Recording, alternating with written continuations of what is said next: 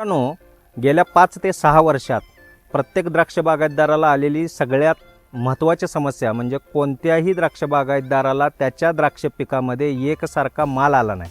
आणि याचं कारण होतं की द्राक्ष पिकाची आपण एप्रिल छाटणी घेतल्याच्या नंतर जे काय वातावरण त्या द्राक्षवेलीला मिळत होतं त्याच्या अनुषंगानं आपल्याला गेले 4 वर्ष द्राक्ष घड येत नसण्याचा खूप मोठा प्रॉब्लेम होता. त्यामुळं सर्वच द्राक्ष बागायतदारांचं उत्पादन गेल्या 5 ते 6 वर्षामध्ये घटलं. परिणामी द्राक्ष शेती हे फायद्याची न वाटता तोट्याची वाटायला लागली.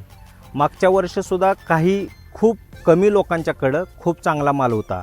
अन्यथा सर्वच शेतकऱ्यांच्याकडं मागच्या वर्षीसुद्धा द्राक्ष पिकामध्ये एकसारखा एक समान माल नव्हता.